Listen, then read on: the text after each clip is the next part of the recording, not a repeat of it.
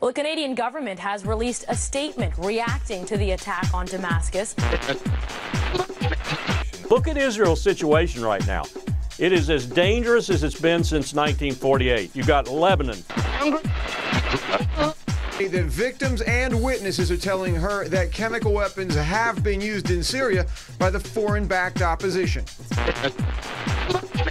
Appeared on a Canadian politics show Sunday, seemingly wearing an Israeli flag on his lapel. This is where we take on the big boys and we stand up and pay attention to what facts are. I'm Darren Howard. I'm Robert Nisbet. And I'm Kendra Cooper. Thank you very much for joining us because we're going to be talking about Israel and Syria as we take on major news and the political spin, which is the official story. Stay tuned. We've got it for you. This is Radio Free Canada. Let's start it off with this. Well, the Canadian government has released a statement reacting to the attack on Damascus. A spokesperson for the Department of Foreign Affairs says, "We believe Israel has every right to defend itself and its people from terrorist threats. Assad continues his attempts to drag the entire region into his internal struggle to cling to power."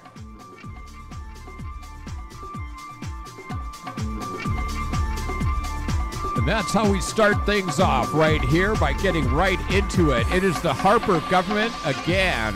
You have to wonder who looks after our foreign policy, who dictates it. Yeah, who's dictating our foreign policy to these guys? Warfare is just murder under a different name. It's sanctioned by the state, and I don't agree with it. Is it civilized? No. Okay. And this was an aggressive act by Israel. Yeah. Okay, so I'm not here to back it up. Stephen Hawking is not here to back it up. Nope. Let's get into the story right now. What do you got? We've got John Baird talking about Canada's response to Israel's attack. Okay, hold down your lunch right now. Keep the Pepto-Bismol happy. It is John Baird on Radio Free Canada. Well, first on the issue of Syria, it is an awfully difficult one. We did draw a red line. It seems that they have crossed it. On the other hand, it doesn't seem like the country's got an appetite for another war in the Middle East. What do you make of it, and how would you handle it, or how would you advise if you were still part of the administration? I think the president's statement, which you just played, was very circumspect, very prudent. We don't know what the chain of custody is. This could have been an Israeli false flag operation. It could have been an opposition in Syria, and one wonders what part of the opposition, false flag operation, or it could have been an actual use by Bashar al-Assad. But we certainly don't know with the evidence we've been given, and what I'm hearing from the intelligence community is that evidence is really flaky. So there's no way I would say my red line had been crossed and start something serious in terms of U.S. intervention based on this very flimsy evidence. You think there's at least some chance that it might have been an Israeli false flag operation? Why would they do that? What would be the motivation? Look at Israel's situation right now. It is as dangerous as it's been since 1948. You've got Lebanon growing increasingly unstable with Nasrallah and Hezbollah having more and more political power. You've got Syria involved in a brutal civil war. You've got Iraq in Iran's back pocket with Nouri al-Maliki, the Sunnis realizing that and restarting the civil war. You've got Saudi Arabia funding the Sunnis in Iraq. You've got Jordan, whose king has publicly said he wished he weren't the king. You've got Egypt in an untenable position, no longer the security that Israel needed on that flank. So Israel's in very, very dangerous situation right now. The president's got to be very circumspect about what he does in exacerbating that situation. Netanyahu is clueless as to this. I hope President Obama gave him a lecture in geostrategic realities. And be advised that we are producing Realm of Stupidity coming up here at Radio Free Canada, and we would put that in. Yeah, I mean, but this has to go in its own segment all by itself. For our next realm, we'll have arming Syrian rebels. What could go wrong? Yeah, when you're arming the rebels, yes, I do get that one. But, you know, I'm kind of at a loss. But standing by and not condemning Israel's attack on a sovereign state? Yes. Okay, I mean, that's exactly what's occurring. But then we have the lackeys. And I was shocked to see an Israel flag connected to a Canadian flag on the lapel thing. Well, they should probably just put the Star of David over the Canadian maple leaf. Well, yeah, actually, that'd make the Harperites happy. No, I was just thinking, like, we all kind of knew it, and he just put a sign on it and symbolized it. Yeah, yeah. That when Harper got involved, when he got elected, he said, first of all, Muslims and Islamicism is our biggest threat, and that we will do everything to support Israel no matter what. I mean, if he thinks we should bomb Syria, why don't we put him in a plane? Give him a nice orange jumpsuit. Yeah, I know. He can ride that rocket, yee-haw, all the way to the ground. Don't hit your head on the way. Remember to duck out of the door there, John. Oh, man.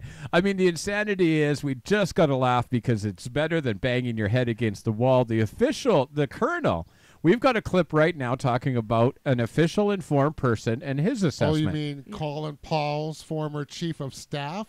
Yeah, who might actually... Colonel Lawrence Wilkinson, who might actually have an idea on what's going on. Let's run this. Canada's controversial Foreign Minister, John Baird, appeared on a Canadian politics show Sunday, seemingly wearing an Israeli flag on his lapel, and affirmed the Harper government's support for Israel's internationally condemned attack on Syria. Critics argue that pro-Zionist groups have so much influence over political discourse in Canada that Canadian politicians are literally unable to criticize the Israeli regime's flagrant violations of international law, such as its recent brutal attack on Damascus. Analysts note that Israel wants to use Canadian tax money and military power to advance Israeli interests, which explains why so much effort is made by Israeli-controlled politicians, such as John Baird, to justify Israeli warmongering to the Canadian public. Many political analysts believe that the whole conflict in Syria was orchestrated by Israel and its allies to weaken one of Israel's main adversaries in the region. Such analysts argue that the failures of Israeli-backed al-Qaeda shock troops in Syria have forced Tel Aviv to intervene more overtly. Polls show that the majority of Syrians support the Syrian government, which suggests that a prolonged conflict between Israel and its al-Qaeda proxies and the Syrian people looms large. Joshua Blakeney, Press TV, Calgary. Yeah, that's going to happen. You know what? These guys, when they decide to go to war, where's the CBC questioning? You got the Young Turks saying it straight out. Where's the CBC questioning this? That's not in their financial interest. It's not in their job security now. Harper's trying to take over the CBC right now, and he's saying that we're going to make decisions on your programming. And they're supposed to be an arm's-length organization that monitors the government and reports to the people what the heck's going on. So should we start calling the Pravda now? Hey, wait, that's really good. The Canadian Broadcasting Corporation, or, formerly known as, and now Pravda. Okay, we're working on it right now. The UN was there for us, and as you know, we've lost a lot of credibility in the UN, and we deserve that. And we are not seeking a UN security seat. That's for another program, too. Let's run this. You want to run it real quick, and then we'll get into it? Okay.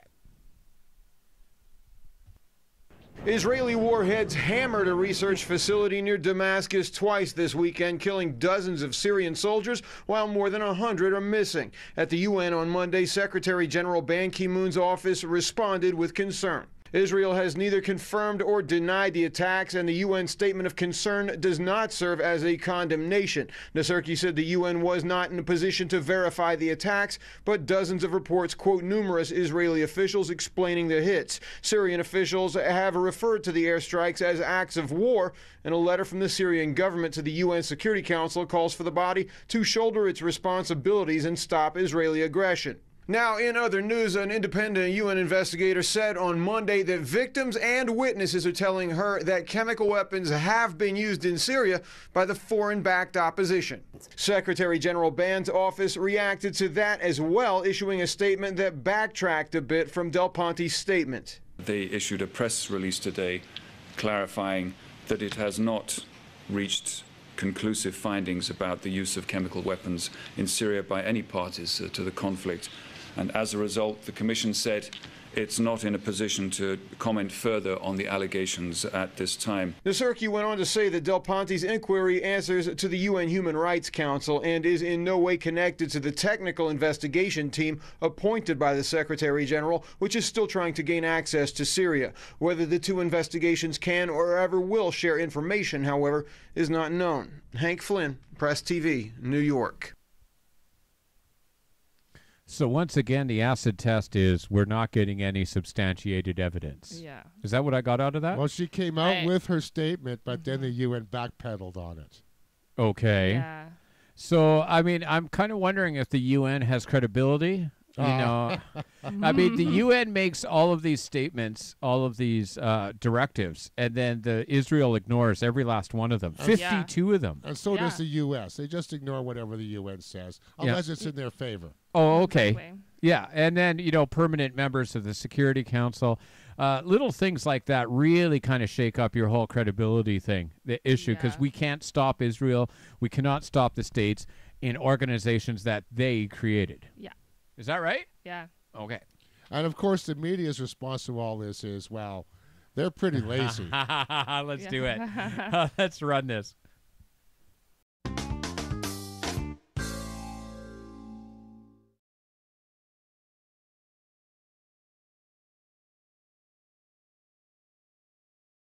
There's an odd thing that when you actually are traveling around Syria, Latakia, Tartus, Damascus, and further north than Latakia, and you listen to the news coming out of Washington, it's like Americans are living in this kind of fantasy world that bears no relation to planet Earth, where I'm trying to report. And this is getting steadily worse. And I think one of the problems is, as I say, this parasitic osmotic relationship between journalists and power, our ever-growing ability, our wish to, to rely on these utterly bankrupt comments from various unnamed anonymous intelligence sources. And I'm just looking at a copy of the Toronto Globe and Mail, February 1st, 2013. It's a story about Al-Qaeda in Algeria. And what is the sourcing? U.S. intelligence officials said, a senior U.S. intelligence official said, U.S. officials said, the intelligence officials said, Algerian officials say, national security sources considered, European security sources said, the U.S. officials said, the officials acknowledged. I won't bore you. I've got another even worse example here from the Boston Globe and Mail, November 2nd, 2012. But, you know, we might as well name our newspapers officials say. This is the cancer at the bottom of modern journalism, that we do not challenge power anymore. Why are Americans tolerating these garbage stories with no real sourcing except for very dodgy characters indeed?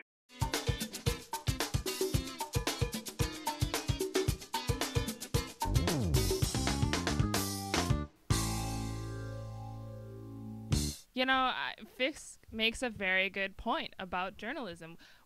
Journalism is supposed to challenge authority. Right. Right? But now we're just turning to authority for our sources, for our, you know, quote, answers to everything. I mean, what are they going to give us? They're going to give us their side. Right. You know, they're not going to give us the full story. They're not going to give us the truth. And the things that make them look good. Good. Well, exactly. And anybody wants to make themselves look good, right? Yeah. So go to them, ask them questions, make sure you have a diversity of sources. Yeah. And a diversity of information. But if you do that, she might not get invited to the White House Correspondents' Dinner. That's true. Or to squirt gun fights at Joe Biden's house. And if you ever want to see one-sided journalism, just check out the way the RCMP are reported right here in Kelowna, where the official news is never questioned. It's a little bit embarrassing. He's saying it the best. The official propaganda has occurred. The cancer of a lack of objectivity is what we got in major news. That's why we created Radio Free Canada. Because we need to hold the people's power up. You know, yeah, we have intellect. I'm Darren Howard. I'm Robert Nisbet. I'm Kendra Cooper. We're keeping it quick and tight here today because we got big information and a big show coming up here. May the 18th. 2013. We're in front of City Hall protesting police brutality and the official word given to us by our official news sources. And it's going over great.